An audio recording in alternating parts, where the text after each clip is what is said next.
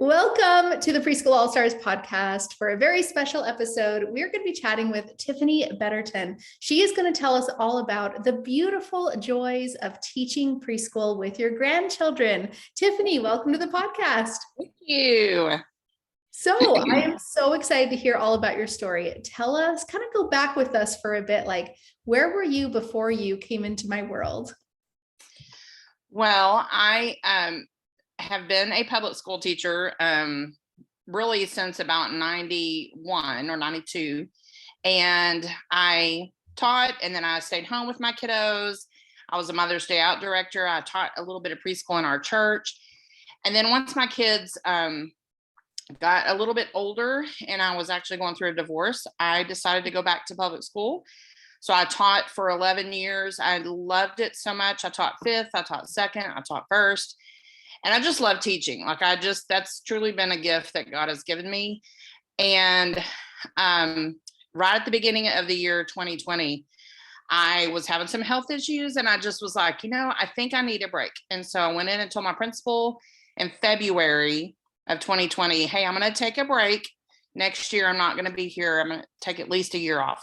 Yeah. And then, of course, we all know COVID happened. And she called me back in May after we had to go online towards the end of that year with our students. And she was like, are you sure you don't want to come back? I'm like, this was a confirmation, the whole COVID thing, online thing. Yes, no, I'm not coming back.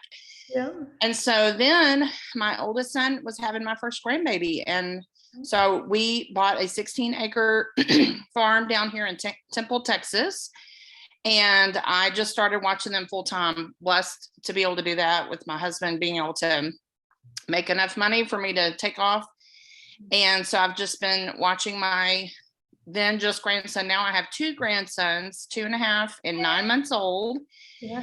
And I just miss teaching. Like I truly miss teaching. And he's the smartest little 2-year-old you've ever seen. Like I just try to teach him as much as I can, but I can only do so much. And so I started thinking, I could do a preschool because he's going to be 3 next year, and I could do a preschool maybe here at the farm and involve the farm into it and everything. And I came across you, Joy, on Facebook, and I was like, oh my goodness, this is an answer to prayer. This is so cool. So, but I wasn't ready. Like I was still going to, start next fall.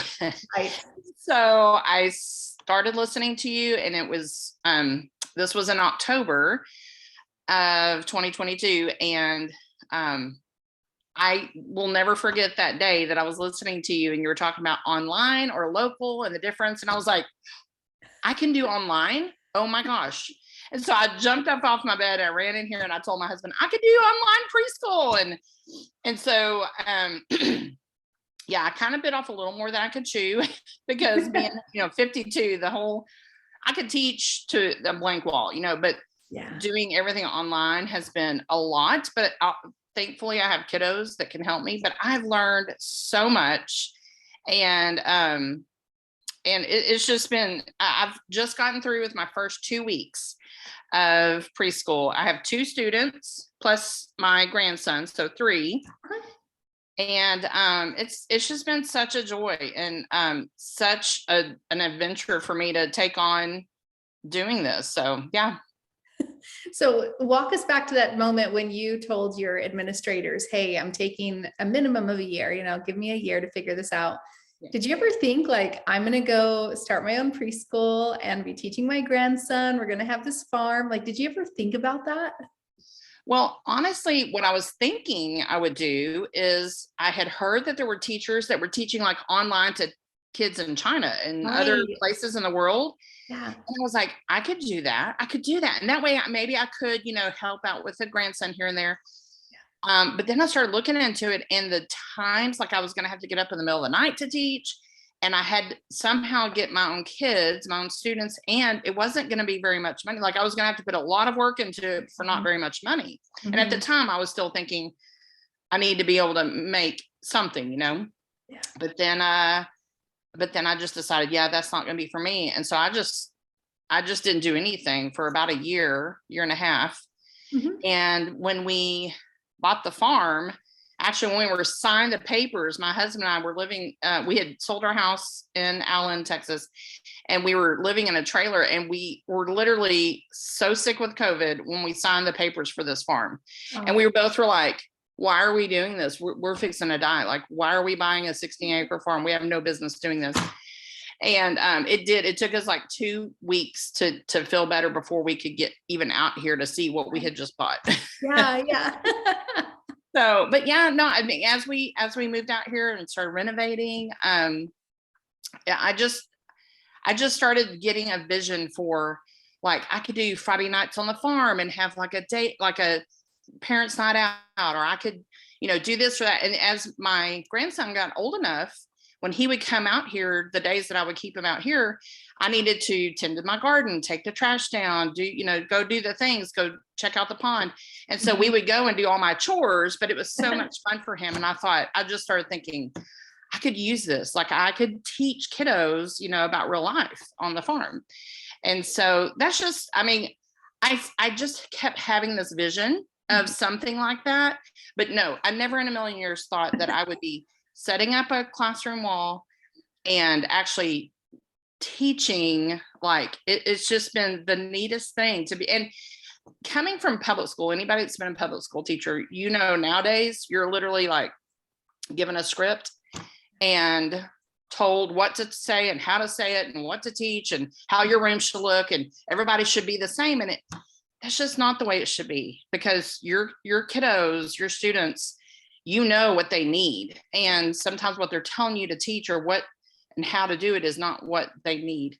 And so, it's been such a sense of freedom to be able to decide, I want to teach this or I want to do that. And I love your curriculum, but I also love that I can take it and twist it, change it, do whatever I want to do with it for my kiddos. And so, I've always had a vision that I wanted to teach, and just never thought that it would actually be like a way to teach anybody in any area. And that's my hope, is that I can grow this to where I can teach kids from, where I was from, or any other state or any other part of the world. I do pre-recorded lessons. So it just gives me so much freedom to be able to do that, and then still continue to watch my grandkids. So that's awesome. Yeah. Now, if you had somebody who is listening to this episode and they're saying, I want to do that, I've got grandkiddos, or I'm on a farm, or I want to go,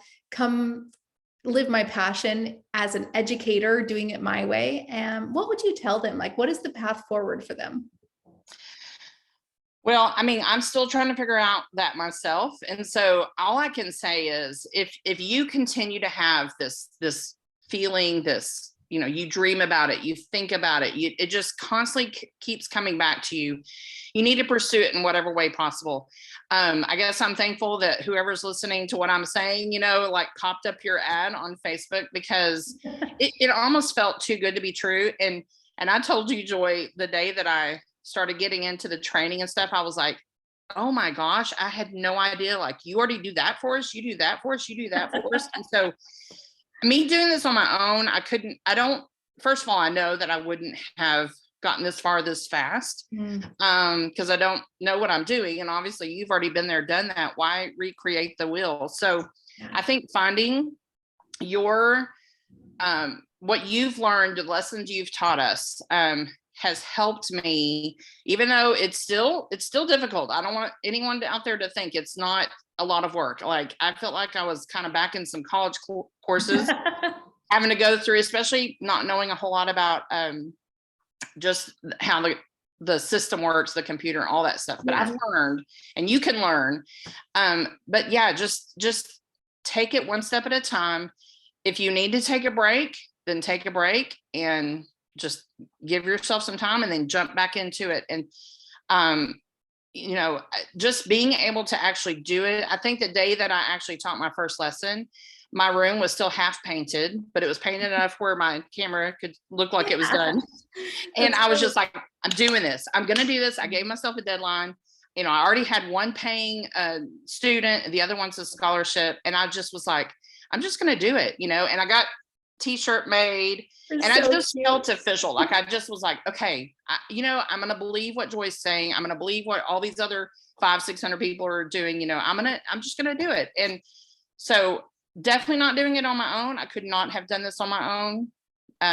Not this fast. So yeah. Well, super proud of you, Tiffany. Thank And you. for those of you who want to go check out her preschool is called Bossy Boots Online Preschool. And if you are wanting to start your own preschool, you can start an online or local one. Go get a copy of my free book at freepreschoolbook.com or get on the wait list to join our Preschool All-Stars membership so you can get the step-by-step and we'll help you through the entire process. Go to preschoolallstars.com to be able to do that. Well, Tiffany, again, thank you so much for being here today. Thank you for the opportunity, and thank you for blessing all of us with your awesome system. We appreciate you. Thank you so much.